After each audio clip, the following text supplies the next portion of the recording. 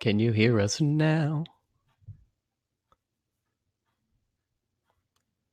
I can't hear you, John. Are you muted? Nope, it says you ended the broadcast. Well, that's incredibly Here we go. You frustrating. should be able to hear me now. That Hear I me do. now? I can hear There we you at the go. very least. Okay, cool. JM. JM says howdy. JM, can you hear us? Can you see us? Is this all working for you? Hear us. Testing 1, 2, 3. There's a 15 second. Oh, there we go. All right. Well, Christy can hear us. Okay, good. Okay.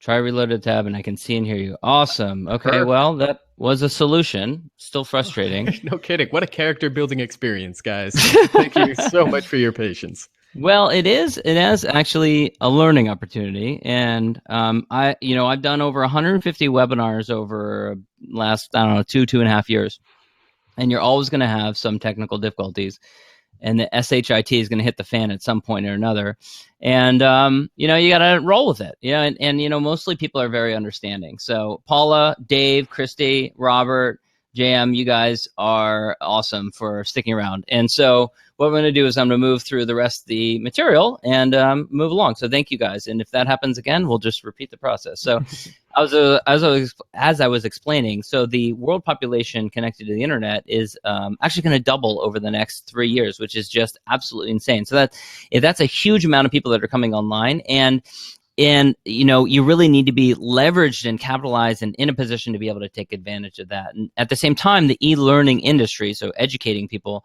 was a $56 billion industry in 2014, growing at an exponential rate, projected to hit $230 billion by 2020. So it's all about really just taking your knowledge and expertise that you're already selling in one way or another now and leveraging and utilizing it in a different way. I really believe that with webinars, we're on the front edge of an explosion of webinar popularity, and there's plenty of room for growth. If you're feeling like, maybe I'm getting in on this a little bit too late, you're not. You're actually, it's very good timing to get in on it. So let me talk a little bit about what webinars have done for my business. So first of all, I came from a humble middle-class family, didn't have any special connections or silver spoon in my mouth or anything like that. My father actually was laid off 3 separate times during my childhood, and each time we had to move about 3,000 miles away, all the way across the country, away from family and friends and that sort of thing.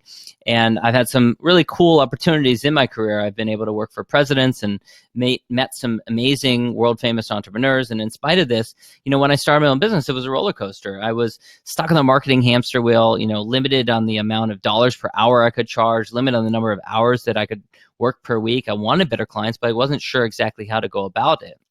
And, Paula, Dave, Christy, Robert, anyone else who's still here in the chat with us, let me know.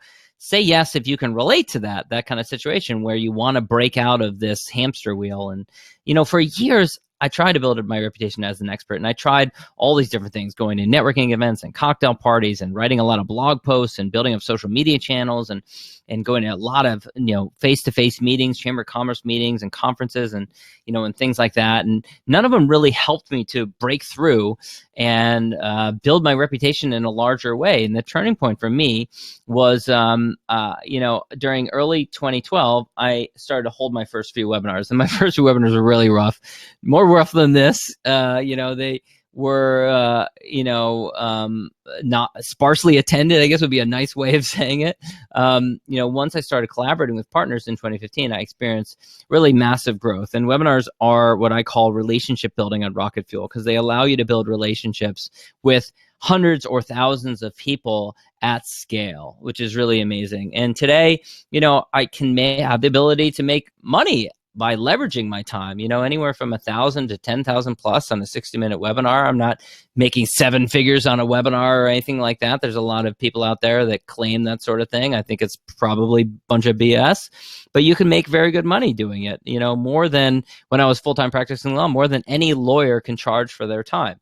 And webinars have also helped me to launch my own offline retreat business, which I really enjoy doing. I added over 21,000 email subscribers during 2015. Relationships have really freed me up to spend more time with my family. It's a picture of me with my son, my oldest son, on his first preschool field trip. And I can be more selective. That's a big one. Can you be more selective about which clients you work with, because you've got more clients, more opportunities coming in the door. Okay. And so this is just a screenshot of my lead list, my email list coming in the door here. And, since I started doing webinars, I've been profiled in Forbes and in books.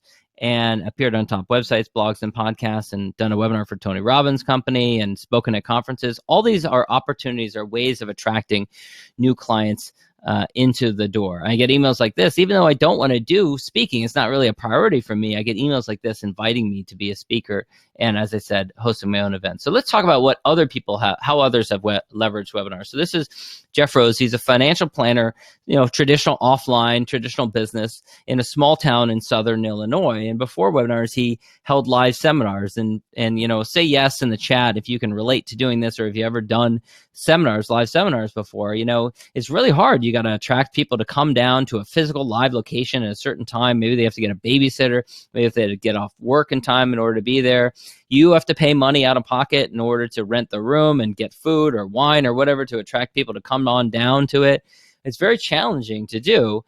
And so his goals in doing webinars was he wanted to sign up new clients beyond his small town. He wanted more recurring annual revenue. He wanted to spend less time and money acquiring new clients because it was very expensive to acquire clients that way. He wanted to be able to spend more time with his wife and his 4 young kids. And so this is amazing. But in his first webinar, he added 3 new clients with $2.6 million in assets from just one webinar. He said, plus I have 4 other qualified prospects with over $3 million in investable assets. It was a slam dunk. Now, of course, your mileage may vary. He worked really hard in order to make that happen. But if you compare his experience, it's amazing. So in-person seminars cost $7,000 plus, time 13 hours going into planning the whole thing and getting people to come. Prospects were really just from the local community, and his revenue net was in the $5,000 to $10,000 range versus webinars, $200 to $300. And the only reason it cost him that amount was because he subcontracted with some independent contractors to set up the webinar for him. Time involved was 2 to 3 hours total, and you can even get it down to less than that.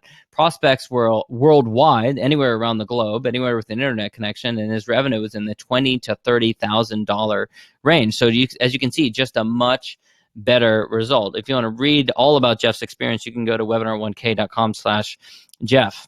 So this is Grant Baldwin. He's a professional speaker. Similar problem. He's constantly wasn't making money unless he was traveling. And he had 3 young kids, wanted to stay closer to home, and wanted to use webinars to monetize some of the downtime, because you have a lot of downtime in between speaking gigs. And so he wanted more clients, wanted to build a reputation as a recognized expert and authority in his niche and create more consistent revenue and build an audience. He actually did $141,000 in sales in a 6-month period after creating a course that he used webinars in order to sell. So if you compare the two, only being speaking business, only paid when on the road, time per gig 2 to 3 days. Buyers were really meeting planners rather than anyone. And his revenues are limited to his time, versus speaking plus webinars. He could, pretty much work from anywhere, which in his case is from home, so he can see his young daughters. Time per webinar is 1 to 2 hours. Buyers, prospects were worldwide, and the revenue was highly scalable. So just a big difference here. Let's go through the 7 myths about webinars. I'm going to run through these quickly because we lost a little time a little bit earlier. So number 1, I needed a product first. Number 2, I need to be an expert. Number 3, I need an email list. Number 4, I don't have time. Number 5, webinars are expensive. Number 6, it's too late. Number 7, the technology is difficult. So let's start with number 1. First, I need a product. Actually, you're better off, I think, not having a product. And there's a lot of alternatives for ways that you can actually monetize a webinar without using products. There are many different alternatives. And one example is, Jeff Rose, who I mentioned earlier. He was an insurance. He sells insurance through his financial planning practice. So he came up with this creative solution. He found another company out there that sells complete done-for-you packages. They're basically selling insurance products. And so they create these marketing materials and presentations for you to go out there and do live presentations and sell their products. You don't have to deal with customer service. You don't have to deal with selling or refunds or any of those sorts of things. And so what he did is he took that done-for-you package and he just adapted it for a webinar format. So a very creative solution, and it allows him to test and see whether he likes doing webinars, allows him to test and see whether there's interest out there amongst people who attend his webinars on this topic or different topics, and really get his feet wet. Number 2, I need to be an expert to do webinars. This is another big one that holds people back. Even if it's subconsciously, you're kind of thinking, I'm not enough of an expert in order to do webinars. And my favorite example to counteract that is my buddy Chandler Bolt. He's a young guy. He's only about 23 years old now. And he was actually in college. He ended up writing a book and publishing it on the Amazon platform. It ends up doing really well, becomes a bestseller, turns that into a 6-figure consulting income. So he drops out of college, right? And then he starts helping other people to self-publish their own book on Amazon platform, turn it into a bestseller, and then go on from there. And so some of his clients are actually 20, 30, 40 years older than him. That doesn't stop him from saying, I'm not enough of an expert. How can I possibly teach other people about this? Because this is the key point. He knows enough about this one narrow, focused, specific area than others do, and he can teach them, and he has the right attitude to teach them, and that's all you really need. That's the only ingredients you need. And, to give you an example of how much this is catching on, how many non-experts out there are doing webinars, this was a year ago in 2015, September 2015, I did a search, 1.8 million results for webinar when you search inside YouTube. 2 months later, if you search for the same term, 2.6 million results. So that's just an incredible rate of growth. Number 3, I need an email list. You actually don't need an email list. In fact, what I recommend you do is you use what I call the warm-up act strategy in order to grow an email list. A lot of people think that they can't get started with webinars until they have an email list, but it's a lot better to actually get started without it. So let me give an example here. So in 1963, Roy Orbison, and some of you may have heard of, he needed a warm-up act for a UK tour. He's going to go tour around the UK. So they look around, they find this young up-and-coming band, these young guys, 4 young guys who just started this band, and they were starting to catch on. Well, turns out it was the Beatles, and they ended up being much larger than Roy Orbison, but they had been the warm-up act for Roy Orbison. And this happens historically in the music industry, where some acts which become huge had actually opened up for acts that were much smaller, much earlier in their career. Because what is it? It's about new and emerging bands building their audience by going on the road and touring with those acts that have larger audiences. So what you do is you're building an audience, you're building your prospect list by leveraging larger audiences. This is something you can use highly effectively in the business world. Number 4, I don't have time. So quick poll here, last poll, I promise, but we'll make sure that it works here. What I want to know is, what is most time consuming for you in your business? Is it finding new leads in sales? Is it educating new clients on your products and services? I got a little typo there. Sorry about that. Is it doing the client work, so the actual fulfillment of the work? Is it nurturing new prospective clients on your services so they become clients? Is it doing the actual sales calls? Is that what's most time consuming? We got a couple of people voting so far. Some people saying doing the client work, so actually doing the fulfillment. So the reason I ask this is because I want to demonstrate this is the Louis C.K. formula. So those who don't know who he is, Louis C.K. is a stand-up comedian, has become pretty popular in recent years. And this is what good comedians know, and this is what keynote speakers know, is that it's not about every time you get on stage doing a new act. That doesn't happen at all. What they do is they develop a handful, maybe just one, highly polished set or speech, and they deliver them over and over again to different audiences. This is highly time efficient. So it's one of the reasons that I say to people who say, oh, I don't have the time to do webinars. My response to them is, if that's your response, then you need to do webinars more than anyone else does, because it will allow you to create something amazing that you can do over and over again, and you can continue to profit from it, which is pretty good in my book. So the time required to do a webinar, you guys probably know this, just about every different kind of business can be broken down in these little subcategories. One, you got to generate leads. Every business depends on some kind of leads in order to survive. Number 2, you need to convert them into buyers, into actual sales. And then third, you need to fulfill. So you need to actually deliver that thing that you've promised them, that you've sold to them. And when you are a solopreneur, small business owner, you know you have to do all these things. You wear all these hats. But of course, there's a lot more to it than just the one little thing. There's, in lead generation, there's networking, business development, client development. In conversion and sales, there's a lot to it. There's intake calls, long-term nurturing and onboarding. In fulfillment, there's a lot of work. There's doing the actual client work. There's customer service. There's returns. There's keeping clients happy. As you guys know, all these things are incredibly time consuming. Well, the amazing thing about webinars is webinars are a highly effective lead generation source, one of the most effective out there, and they can allow you to automate, outsource, and delegate some of the other things that you do. Now, you don't have to. Like, for example, I've used webinars in order to sell people into my Rise 25 Inner Circle program, but the thing is like, I actually really enjoy doing that. So it allows you to move your business in a direction towards doing more of the types of work that you really love doing and less of the types of work that you don't love doing. Number 5, webinars are expensive. So my response to that is really, what would you spend to add an additional $5,000 per year to your business revenues?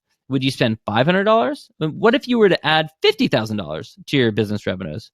Would you spend $10,000 to do that? So my point is, webinars they cost something. They're not free, but they're really the least expensive way in order to get started and to bring significant revenue into your webinar. And you can get started for really just a few $100s if you're tech savvy. You don't even need to be that tech savvy, but if you're tech savvy, you can get started for a few $100s. And here's the key point: you don't need to spend a cent on advertising. And a lot of people think, oh, when I get started with webinars, I need to go spend a bunch of money on Facebook ads because Facebook ads are very popular right now. But you actually don't need to do that. And people are saying that Facebook ads are more and more expensive today because the big brands are starting to get into it. So the dirty little secret of most of the webinar training programs that you see out there, and I've seen a lot of them out there, is that you need to really spend anywhere from $10,000 to $50,000 to really get your Facebook ads dialed in. And until you do that, you're not going to recoup that money. Well, I actually believe you don't need to do that, okay? And I'm explaining a bit how you do that. Number 6, it's getting too late to get started now. So only really about 40% of the world's population is online right now. That's a huge number of people, 4 to 5 billion English-speaking people projected to come online in the next 4 years. That's a huge amount of people coming online. Finally, number 7, the technology is difficult. If you can drive a car, you can run a webinar. All I'm doing right now, minus the little technical difficulty we had there, all I'm doing right now is I am just sliding forward in a PDF. That's it. You guys can all handle that. So I say, do not let what technology to choose be a barrier to just getting started. I know some people who years go by and they're just, want to do a webinar, but they don't do it because they aren't sure what technology to choose or whatever. So let me give you an answer right here. So what we're using right now, minus the recent technical difficulties that we had recently, Webinar Jam was really, it was very stable up until about 3 months ago. And I'm pulling for them. I've done hundreds of webinars through them, and I think they're going to pull out of this. It's mostly a Google integration problem that's been causing their problems. So you can do a free webinar using YouTube Live, using Facebook Live, using Periscope, using Zoom. Spend a little bit more, and you can get buy back more of your time, which is a good thing. So Lead Pages plus YouTube Live plus Chatwing, you spend $300 a year, and you can use that setup. I use that setup for a number of years. Then you spend a little bit more than that, and you get to buy back even more of your time. The reason Webinar Jam and Easy Webinar are very popular products is because they make things very easy for you to reproduce and do webinars over and over again. So let's talk about how to really increase your leads using webinars. And I believe in taking concepts that are overwhelming and just really boiling them down to a very simple equation. So all you really need to do when it comes to webinars is you need to choose a monetization strategy. You need to create your presentation. And number 3, you need to get people to register. That's it. And I'm going to break down how you can do each of these things. Okay? Number 1, choosing your monetization strategy. This actually comes directly from my course, my Webinar 1K course. And that is something, I talk about these ideas inside of there. So when it comes to monetizing a new webinar, people typically fall into 3 categories, 1 to 3 categories. There are others as well, but these are some of the common ones. Number 1 is using your own product or service. So you guys probably all have your own service right now. You can use that to monetize the webinar. Easy. Number 2, you can use someone else's product or service. You can have an affiliate arrangement or a commission or something like that. And then number 3, you can get paid before the product exists. I'm not going to go down the rabbit hole of explaining exactly how you do that, but that's an amazing tool. It's an amazing tool with webinars, is that you can actually get paid before you've actually created a product. So a big question people ask me is, well, how do I know what product or service to sell? Well, the answer is you can actually use webinars. They're an amazing market research tool to figure out what to sell if you're questioning about it. So like, here's a wedding photographer, which tends to be a very regional type of profession, right? This wedding photographer was holding a free Q&A webinar. And there are many different advantages to this. 1, he might get a client out of it. 2, he helps understand what the pain and challenges are in the marketplace. And I will submit to you that I think that we can all benefit from learning more about the language that our market uses to describe the pains and challenges that they are experiencing. Next question, people ask is, how do I find someone else's product or service to sell? Well, word of mouth is a great one. Just ask around other people in your industry. What else could you use? Then there are marketplaces like ClickBank, CJ.com, ShareASale. You can go into these places. You can find knowledge education, training that you could perhaps use on one of your webinars as a way of monetizing your expertise. And then another one is you could just approach a company you already use and recommend their product or service. So probably in the work that you do right now, you're using certain companies. You recommend certain companies, you advise, you recommend to your clients that they use them. Well, you could maybe get a commission, fully disclose it and everything, but maybe get a commission for recommending that product or service. And then finally, the other question was how to get paid to create a product. Well, you can a couple of ways. You can sell a paid webinar training. So you do a free training like this, and then at the end, you maybe say, hey guys, look, and we've covered as much as we can here today, but there's more that I have to cover. Here's all the things I'm going to cover. I'm going to do a paid webinar training. You set a price and then set a date for it. The Creative Live model, so that's pay to save and watch later. So that's what the entire Creative Live business is built on. So people will, come and watch it. If they want to be able to save it and watch it later, then they'll pay a certain amount. And then finally, pre-selling a live pilot course. I've done this a couple of times before, and it's really cool way of seeing, validating an idea by pre-selling a course that you're going to do before you've even created it. All right, number 2, creating your presentation. This is the second step. So if you go to webinar1k.com/presentation-structure, you can download. I've got a free download there. It's a webinar formula, how to structure your webinar presentation cheat sheet. But there's basically 3 different phases to any webinar. And this is how I break it down. Number 1 is the setup. That's about the first 10 to 15 slides. Number 2 is what I call the meat. That's the middle section. And then number 3 is the follow through. And let me just explain. So in the setup, you want to basically establish why you deserve listening to. And you also want to establish exactly what you're going to be covering in that webinar presentation.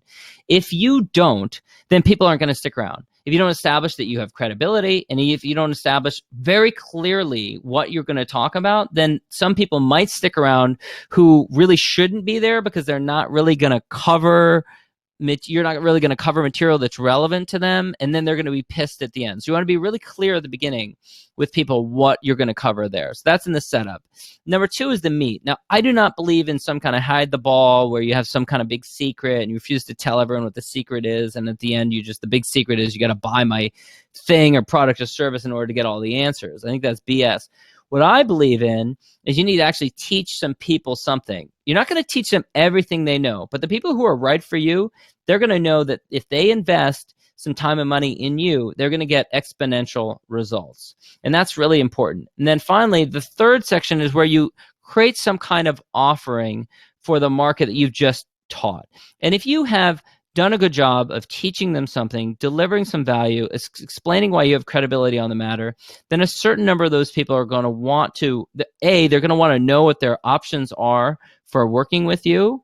And number 2, they're going to want to know how you can help them if they feel that it might be a good fit. So you have an obligation to give them some kind of offering, some kind of option for working together in the future. And really, I believe that it comes from a place of sincerity and belief and compassion in wanting to help your desired market to get over the pain or challenge that they may be experiencing. All right, number 3, getting people to register. I've saved this for last because this is really one of the critical factors and one of the things that people struggle with the most. A lot of people are constantly saying, well, how do I possibly get people on my webinars? Maybe you guys have tried webinars before and you had like 10 people register or something like that.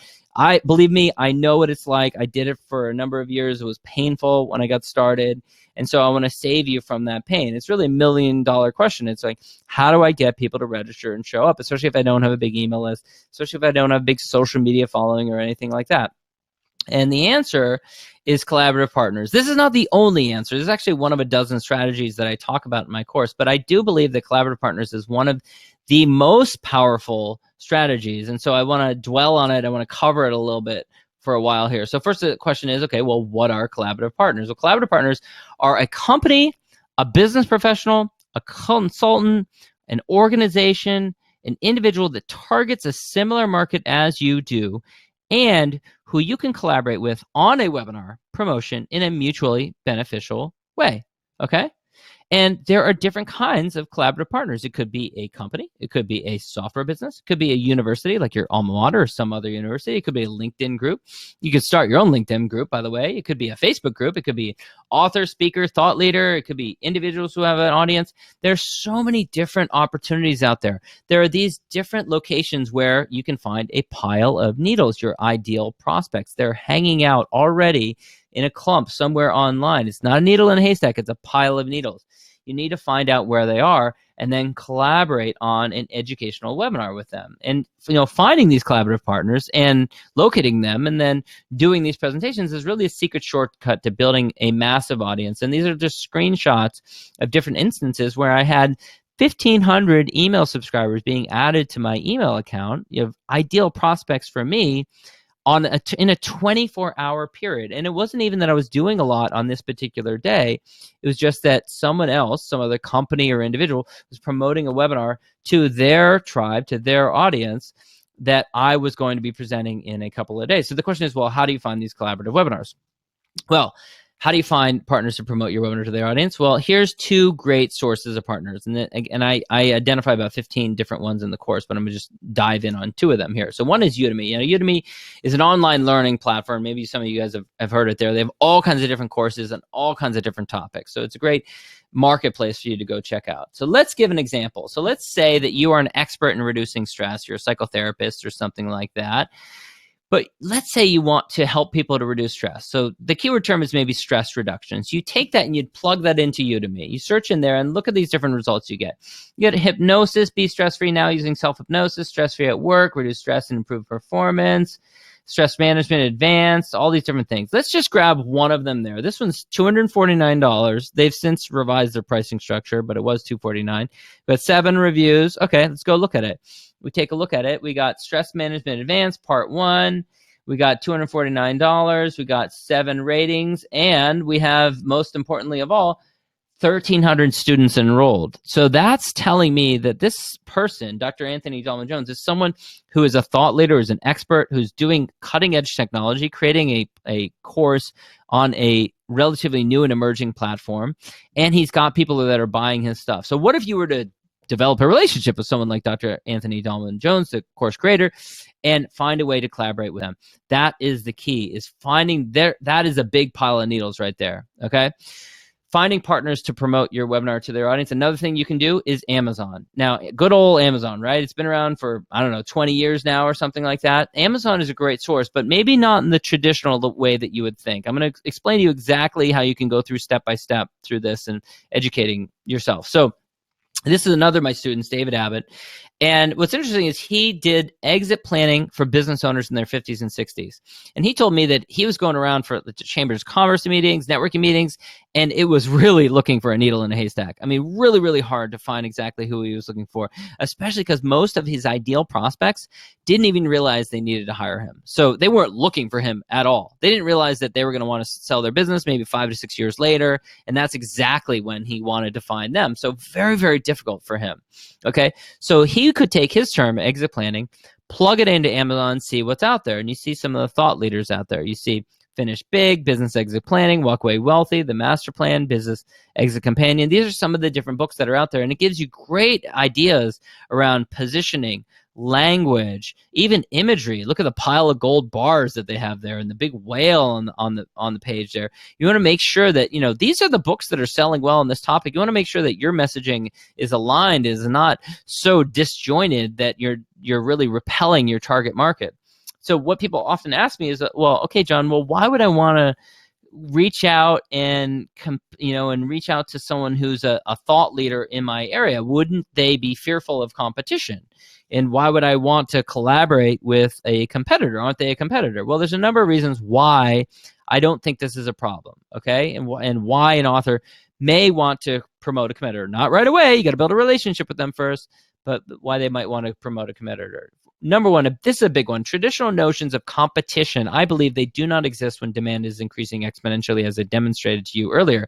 Huge amounts, doubling in the number of people connected to the internet over the next 3 years. Number two, David could present a training on a different narrow topic of value to their audience. So let's say these thought leaders, these authors are experts in some other particular area having to do with exit planning, not something that he really focuses on. So he could slice the pie a little bit thinner. And then it could be different business models. So perhaps those authors don't do consulting. Maybe all they do is they focus on making money from speaking and selling books. So they don't care about an individual guy like this coming along and maybe taking on a consulting client, because that's not a loss to them. And then finally, the power of reciprocity. So if David delivers value first, if he reaches out, gets to know them as a person, gets to know them as a friend, they will want to reciprocate. So let's take it a little bit further. Okay. So let's go back to those books. One of the authors was Coos Kruger. Let's do a little bit more research and find out who this person is. So we Google Coos Kruger. Immediately I find this website, and it's branded Business Exit Companion, which is really good, because what you want is you want to make sure that you find an author out there who's really specifically interested in this topic. It's not that they've written 10 books on 10 different topics and this is one of them. But the fear, of course, is that this website is just like basically a glorified pamphlet on the internet, and that there's no engagement behind it. There's no audience. There's no one else who really cares. So the way that you can find out about that is by going through their social media channels, which he makes it very easy here. So you click on the links, social media channels, open them up, take a look at them. I find his Facebook page. The good news is it's branded Business Exit Companion. So again, consistency in his branding across the board. The bad news is only 131 people like this. Now that's a double-edged sword, because the truth is 17 hours earlier, it turns out he had shared this article, a new blog post that he'd written about exit planning. And what that allows you to do when there isn't a big following is you can then get on this person's radar screen, because they will see you've liked their page. You'll see that you've commented on their Facebook page. And then you can take it even further. Take the blog post, open it up, read it, take a look at it, share it with your following. You don't need to have a huge following. Maybe you have a few people that follow you on Twitter, a few people that follow you on LinkedIn. Just go out there and share these things. So I go and do that. I put it on Twitter. I'm sure to tag his Twitter handle so that he sees notification that I'm sharing his material out with the world, and I start to get on his radar screen. And then check this out. I go and check out his Twitter page. His Twitter page is branded Business Exit Companion. Great. And number of followers, 32,000 followers. Pile of needles, you guys. Huge pile of needles. You know how long it would take David Abbott to accumulate that many people? Going to a networking event, it would take a lifetime. So, but what's a lot more powerful is going out there and finding that pile of needles, which is exactly what he did right here. So I mentioned at the beginning, we're almost at the top of the hour here, you guys. I mentioned at the beginning the 3-word phrase that will give you 10x greater results. Let's now talk about that. I call it recap strategy session. What does that mean? Well, let's pretend that David and Coos do webinars for each other. Okay, so they get to know each other, they bond, they like each other, they hit it off. They decide that it's an exponential world and we're going to collaborate rather than compete. We're going to help each other out here. And so it doesn't matter the size of their respective audiences. They're going to do training for each. Could be training for each other's past clients, right? It doesn't need to be huge. We're going to do that, and we're going to support each other. After the webinar, what they do is what I call a recap strategy session. So what you do is you suggest a 15-minute meeting after your webinar. Both of you should be in front of your computer, so not somewhere else, not walking down the street, not on the bus. You want to get feedback on how to improve your presentation, because you always want to be improving. You want to proactively suggest people you can introduce the other person to. I'm a big believer in giving first before you ask for anything, so you want to proactively do that. And then you can get suggestions of people who you can present your webinar to, okay? That is one of the most powerful things you can do in order to make your webinars go a lot further, okay? So we've covered a lot here, but there's so much that we haven't covered. So first of all, we haven't talked about strategies for making people show up for your webinars. We haven't talked about how to use webinars to identify new profitable business or product ideas. Haven't talked about setting expectations for your webinars so you're sure that you exceed those expectations. We haven't talked about telling your personal story. A lot of people, when they do webinars, they tell irrelevant stories, about what they'd like to do on the weekend, but you want to tell a story that's relevant to your market. How to market your webinar, including there's many free sources of traffic that can get you started, how to find the right collaborative partners and recruit them, even if you don't know anyone yet, or you feel like you don't, even deserve to be in the same room with some of the people that you'd like to partner with, how to maximize new leads with webinars. So what to do with these leads after the webinar is over. You don't want to ignore them. how to convince partners with large audiences to promote you, and how to convert attendees into actual sales. So you may be wondering, can this work for me? Can webinars work in my situation? Well, webinars can work in nearly any industry. In fact, this is just straight from YouTube. These are examples of different webinar recordings that I found on YouTube on oil painting, veterinarians, Uber drivers, tarot cards, organic farming, gardening, tapered roller bearings. Webinars are essentially a virtual global speaking presentation. Anything you could talk about to a group of people, any group of people, face to face, you can present to a much larger group using webinars. Here's another forum, app.webinarjam.com/on-demand. It's got a list of all these different webinars that are going, every different topic under the sun you can think of. In fact, a few of the people that I've trained to do webinars include a doula, owner of an IT consulting business, someone who is selling drilling fluids to oil wells, environmental biology and global health professor, you name it, tax attorney. If it can work for them, it can work for you. In fact, I say if you can sell what it is you sell to one person, you can sell it to 100 people using webinars, right? So another question that people do ask me is, but what if no one has done a webinar in my niche or field or my area of focus? Well, that's great. Because, if you look at Amazon, if you look at the history of books, the first books were clay tablets published in Mesopotamia in the 3rd century BC. Amazon now, today, has over 12 million books for sale. It took a long time to get to that point. So anytime a new technology comes along, it takes a while for supply to catch up to the demand. So that means there's a huge opportunity for you. There are people out there who want to engage and educate themselves using the medium of webinars. And if there's not someone out there doing it right now, educating them in the way that they want to be educated, you can step in and you can do it. Trust me on this. Henry Ford said, whether you think you can or you think you can't, you're right. You will have self-doubt in your brain.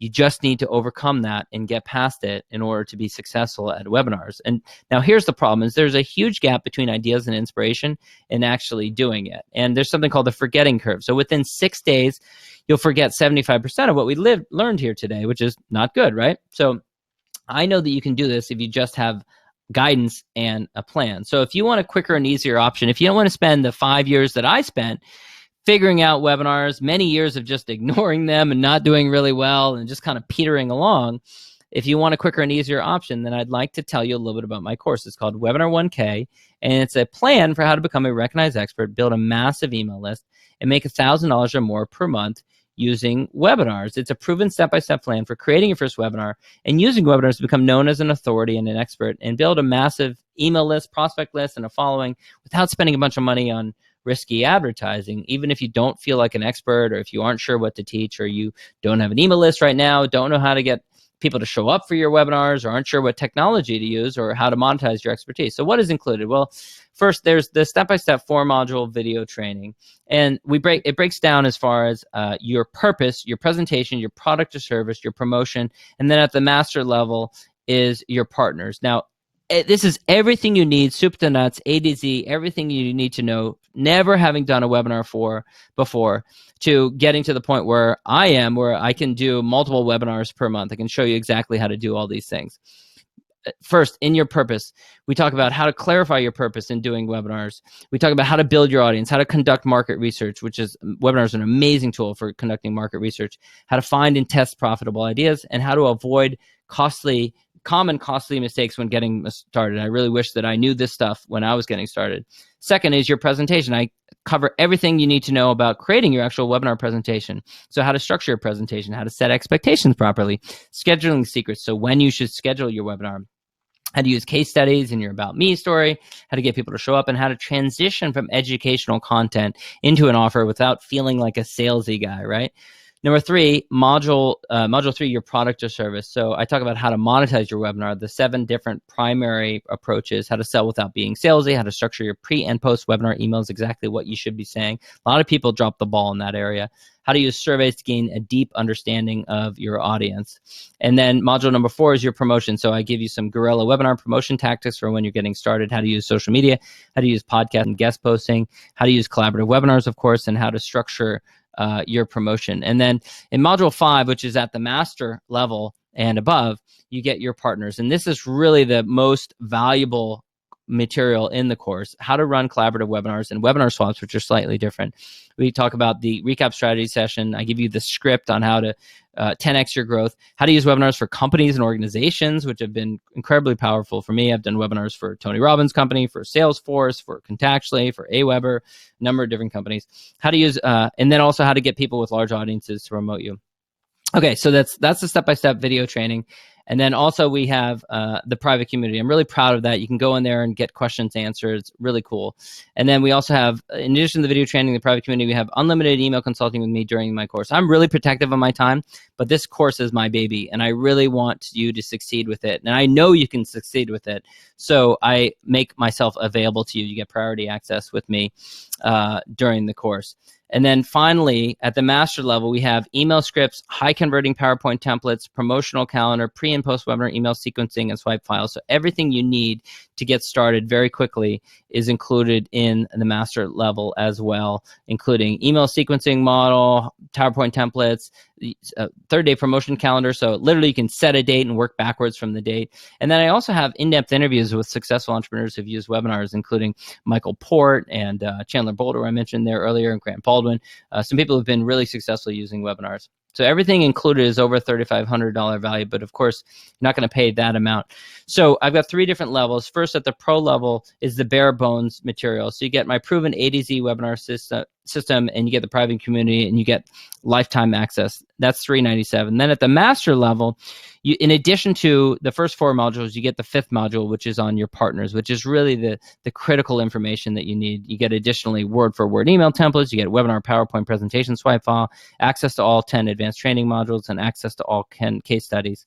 And then finally, at the ultimate level, if you want some one-on-one help with me, and I don't know how much longer I'll continue to offer this, then you can book 2 one-on-one coaching calls with me. I usually recommend doing one about midway through the course and one after the course is completed. But if you have a webinar upcoming, I will prioritize my time and make myself available to you and help walk you through the material before your webinar, as long as we can fit into the time, of course. So, and then everything else, of course, at the lower levels included at that level as well. So I do have a Fast Movers bonus package for those of you who stuck around here today. Thank you so much for your patience. If you sign up at the master level before the end of this webinar, you will also get my How to Promote Your Webinar Action Guide and Workbook that will step you through all the different steps for promoting your webinar highly effectively. I've also got my Quick Start Webinar Promotion Checklist. You can take this and tape it to your wall. You know exactly what to do. And then I also have, this is an advanced training that I did, advanced sales conversion strategies training that I did just for my $4,000 on up level clients. And I'm going to include that. I'm going to throw that in there as well. Tom Morgan said, I was nervous about doing webinars, but I followed John's instructions and I've made over $18,000 in the past 12 months from webinars. Now we have 2 no-risk money-back guarantees. So if you're wondering about whether this is the right fit for you, no questions asked. All we do is we do ask that you try the work and at least give it a shot, okay? So I don't like it when people get an easy out and they just say they didn't even take the shrink wrap off the box. So give it a shot. You get a 30-day test track guarantee. That'll give you enough time to try out the entire course. And then second, and this is even better, and I custom created this promise, call it my 60-day $1,000 promise. So if you will commit to doing at least 2 webinars, and you host those 2 webinars and you haven't made at least $1,000 on a webinar within 60 days, I will work with you to get you one-on-one to get you on track. This is another thing that I'm not sure how long I will continue to offer it, but I'm offering it now. So take advantage of this guarantee because I want to light a fire under you to get started with webinars. I mentioned the free gift at the beginning here. And Bryce, if you don't mind putting that in the chat there, smartbusinessrevolution.com/webinar topic framework. And you can grab that framework on how to choose a webinar topic. Now, this is an email that I received, and then we're going to go to Q&A in a second here, guys. This is an email I received from a different webinar. This person said, I didn't have any intention on buying your course at first. I was simply interested in picking up and buy. You can substitute consulting or coaching or whatever it is you're selling. I was simply interested in picking up any basic tips, but after I watched the whole webinar, I found your presentation quite compelling. Might be the type of course that I'm looking for. Did a great job of making the content relatable. Even inspired him to try reaching out to the author of one of his favorite books. So This is my point, you guys. Webinars allow you to build relationships with people at scale. It allows you to educate your target market without having to do it one-to-one. And it's an amazingly powerful tool for all of these things. So if you have any questions, I would love to take any questions now that anyone has. Bryce, you still with me there? I sure am. In fact, I have one quick question for you. Can you go Yeah. 2 slides back so I can copy down that URL? Sure, yeah. And let me put the offer here on the right side here so that people can click on over to learn about it here. And then I will go back 2 slides. There you go. smartbusinessrevolution.com/webinar topic framework was the link for the special bonus there. Right, guys. And if anyone has any questions, I'd love to take any questions. And we also, so this is an example of best practices in webinars, is one of the things you want to do is you want to have a survey beforehand, because sometimes, just like in a normal, you guys remember in like college or high school, and sometimes like no one is speaking. The teacher's like, do you guys have any questions before the test? And like no one speaks up, Sometimes that's the case, like just no one wants to ask the question. People want to hear the answer, but they don't always want to be the one who asks the question. So a great market research tool, and a great tool for if that happens, is to send out a survey beforehand. And I do it in Google Forms, which allows you to send out the same survey. You can copy your webinar campaigns over and over again. You don't need to reinvent the wheel every time, because I'm all about creating work once and then continuing to benefit from it. So that's one of the things you can do, is create a little survey like that. Ellen said, how often do you schedule a webinar to sustain your audience without being too clingy? Make the audience too clingy? I'm not. Maybe if you clarify a little bit what she means. I think what she means is how do you keep putting out webinars without overwhelming your audience? Okay. Well, you know what? Honestly, I don't think that's probably rarely a problem, because I think oftentimes we think about extremes. Ellen, let me ask you, Ellen, how often do you do webinars? Do you do them once a month? Do you do them once a week? It's probably not a problem. I mean, I would think, if you're doing a webinar even once a month and emailing your list about it, that's not going to burn them out, because the thing is, people are busy. So 1 month to the next, someone might be available. They might not be available month after month after month, and then they'll finally be able to show up live for the webinar. So they'll probably appreciate the additional bites of the apple. They'll appreciate the additional opportunities in order to participate in the live webinar.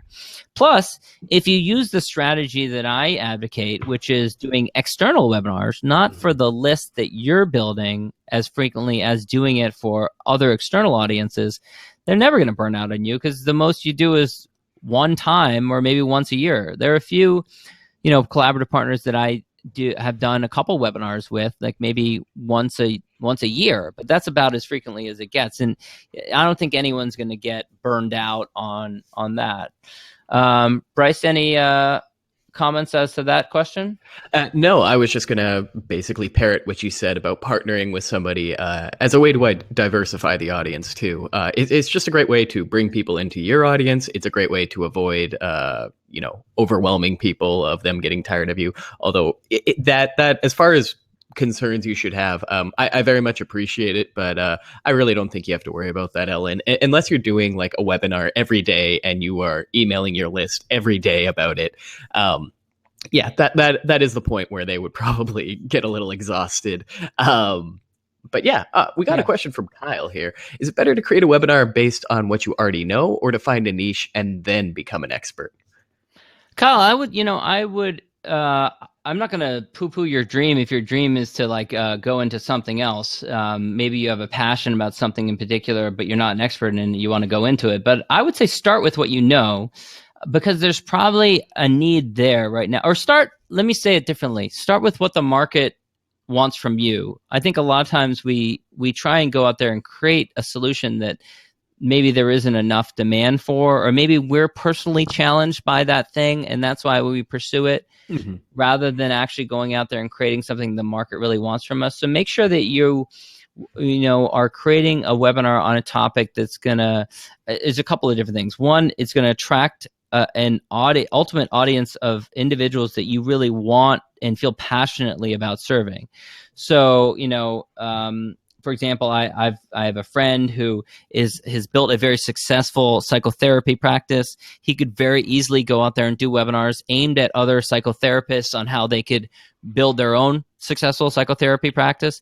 He does not want the end result, which would be to have a large email list or following of psychotherapists. He does not want that at all. So he knows he doesn't want to do that. So don't make that mistake. Sometimes people will make that mistake of going out there and saying, well, I know this stuff, so I'll just start teaching it. And then they get to this point where it's like, I don't want this tribe of people who are coming to me and seeing me as an expert. But it is a great way to get started. So you could get started with your area of expertise. And if you want to move into some other area of expertise, want to become known in that niche, then you can kind of dip your toes into the water. Another thing you can do is you don't have, these days, you can get credibility from other experts and thought leaders by perhaps interviewing them. I mean, this is something that, Oprah Winfrey has done, Larry King. I do it through my podcast. I do it too. Yeah, Bryce does it well. So like just taking other experts, and you can become, by proxy, you can become a bit of a respected expert in those other areas, even if you weren't initially. Bryce, anything else you want to throw into that? Absolutely. But before I do, Dave has to leave. So goodbye, Dave. Thank you so much for joining us. Yeah, the clarification I was going to make is that more than anything, you just need to be clear that you're providing some sort of value to your audience. And the most immediate way to do that is to talk about what you already know, a technique, a formula, a solution to a problem a lot of people have.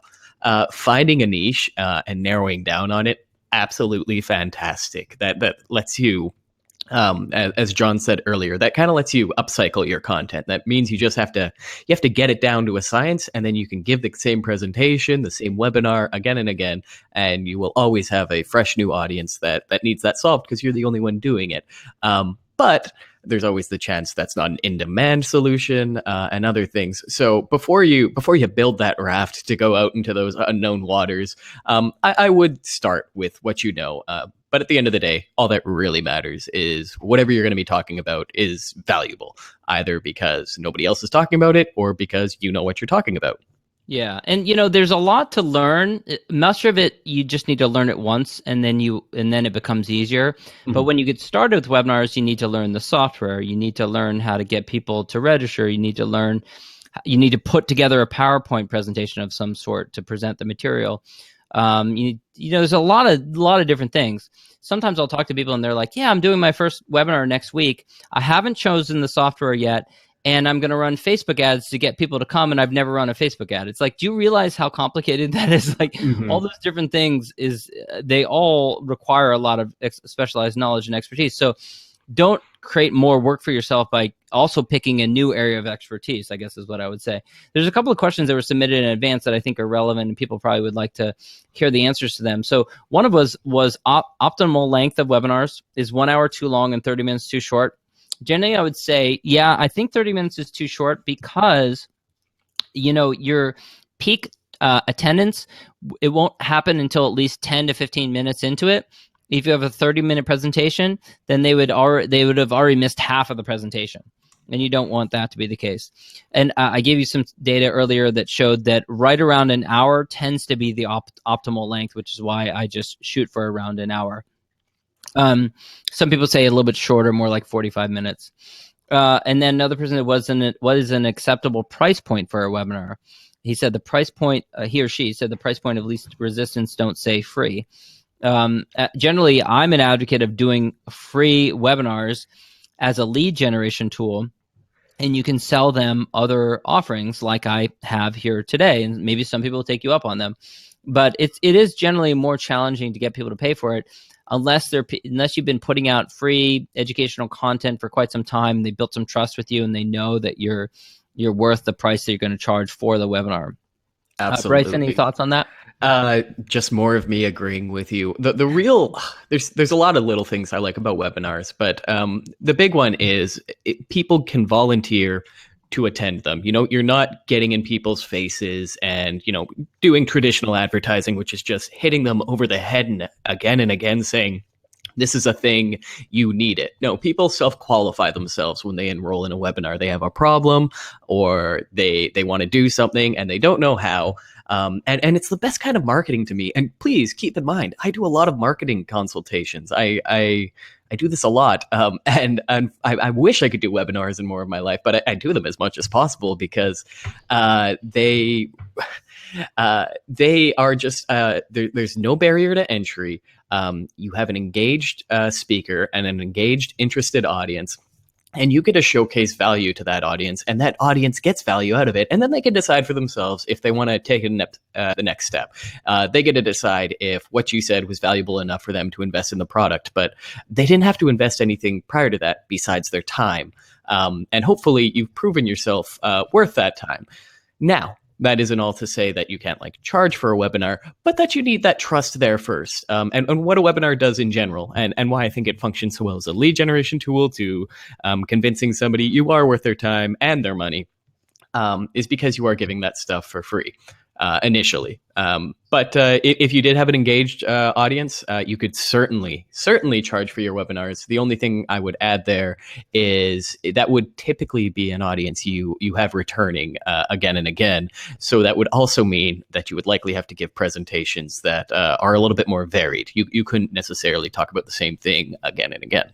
Yeah, and that becomes challenging in itself, because then you're creating new content over and over again, which kind of defeats a little bit of the advantage of creating a webinar, which you can then take on the road to different external audiences and grow your leads in the door. But eventually, if you get a large enough following, then yeah, you could use webinars are a great tool for educating your followers and also monetizing your business and selling your products and your services, your coaching or consulting or whatever it is that you offer.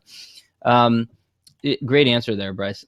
So a couple of other questions. Someone said, do you have any tips for filming webinars when you hate seeing yourself on camera? Much like us right now, don't be on camera. Another person said, how can you make webinars interesting so people will not only register but actually participate?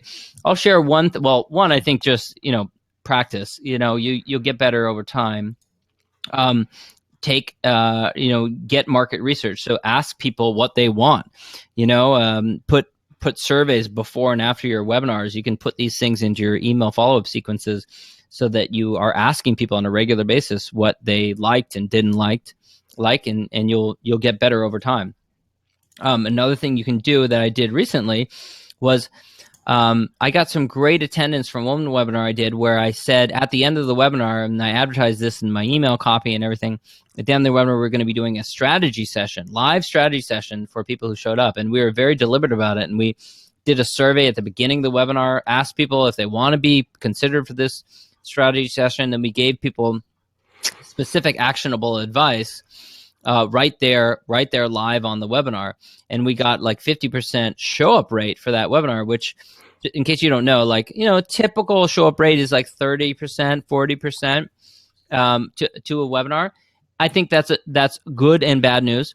The bad news is, not 100% of the people who register are going to show up for your webinar. It's going to happen. The good news is a lot of people who will just register because it's a webinar, hoping to get a recording or hoping to get more information on the topic. So that means you get the leads in spite of the fact that they couldn't attend. Any other thoughts on that, Bryce? Nope, I think you nailed it. Okay, cool. And let's see, was there any other, there were some other ones that people asked. Someone asked what topic to choose for your webinar. Really heavily dependent on your situation. I'd say ask around, ask your current clients, your past clients, your prospects, what would they like you to focus on? Someone said, I do want to just add to that topic question. And my solution for figuring out topics for my webinars was to poll the students in my courses.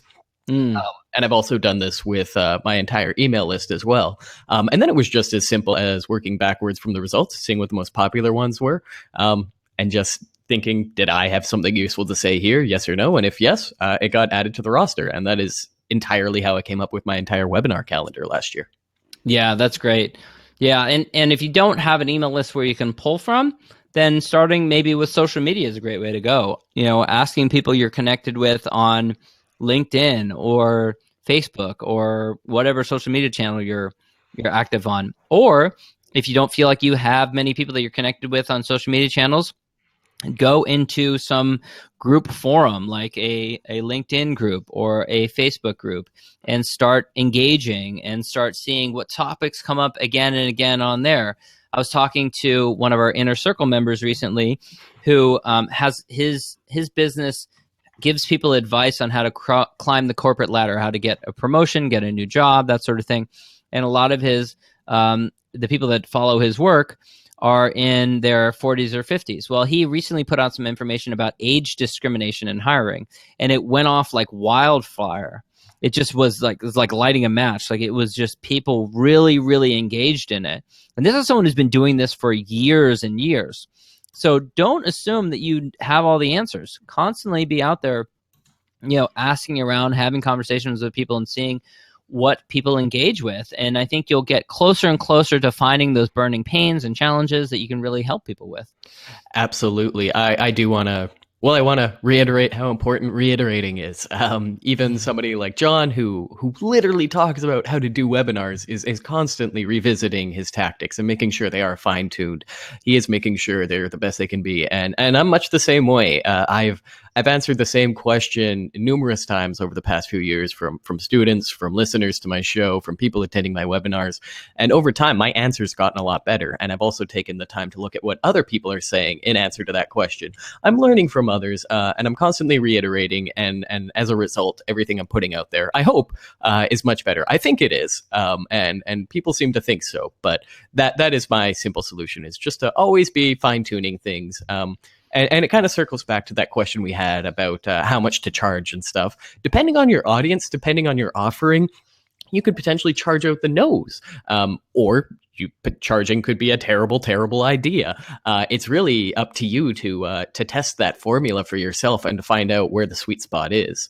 Yeah, you bring up a great point. I think one of the reasons I'm really fond of webinars as a medium is because, before webinars, look, one of the big ways that people would build credibility, become a recognized expert and a thought leader and authority in their field was by writing a book. And how do you write a book? Well, oftentimes it means retreating to your writing shed or your extra bedroom or your office and working on it in relative independence over and over again, month after month, finally spitting something out, finally putting it out in the marketplace, and then it sinks or swims. And with a webinar, you're much more in the midst of things. You're having conversations with people. You're getting feedback on that material and whether it's useful, valuable, or not. And sometimes that's good. Sometimes that's painful. But you know what? What's even more painful is putting your heart and soul, spending 6 months writing a book or something, and then having it coming out and failing. So it's a lot better to get that feedback and to be able to course correct and make changes and steer the ship in the right direction. But I think we're out of questions here, so we can wrap things up here. Bryce, thanks so much for this, and it was really a pleasure and fun working with you. There's one more reason that I enjoy doing webinars is you get to collaborate with someone that you respect. And Clients from Hell website is one that I've been amused by for years and years. And then Bryce, we had the benefit of being introduced by a mutual connection. And then it's fun, just fun to be able to collaborate with someone and work with someone on a short-term project. Hey, John, thank you so much. I love it when you get my name right. No, it is a genuine pleasure. And like John said, it's there's all sorts of benefits that come sideways. The first time I talked to John, I think I asked you, well, first of all, I talked about myself way too often or way too much. But John also just gave me some really good advice, and I don't know if he even realized it at the time. And it was just like this little issue I'd been having, and it just came up in conversation. It's one of those little things, those little kernels of knowledge, that if I hadn't been open to meeting John, if I hadn't been open to doing this webinar, if I hadn't any one number of things, I would have totally missed out on that. And all it took for me to find an answer to like a very annoying problem I had was to take that small first step. John's talked a lot about, there are some barriers to entry with webinars. There are some things you have to do. But as scary as it all sounds, everything John's putting out here, I wouldn't do this with him in the first place if it wasn't this way, but it's all very valuable. Time and effort is the key to getting anything started, to getting anything done. But a plan is how you succeed at that stuff. And that's what John's offering here. But if you take the plan, and this is the reason why, even with that guarantee, he's like, take the plastic wrap off and put in the time and effort, because that's something you can't substitute. And the best way to get started is just to get started. And if you have any questions about that, if anything you didn't get answered or it pops into your mind later, email me.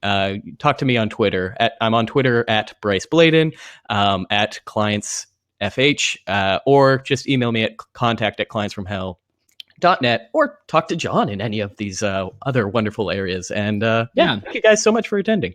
Yeah, absolutely. Feel free to email me afterwards if you guys had any additional questions that you wanted to get answered. So, Bryce, thank you so much. Thank you, everyone, for being here. And I hope everyone has a great day. And we'll be in touch at some point in the future. Thanks, guys. Right. Thank you.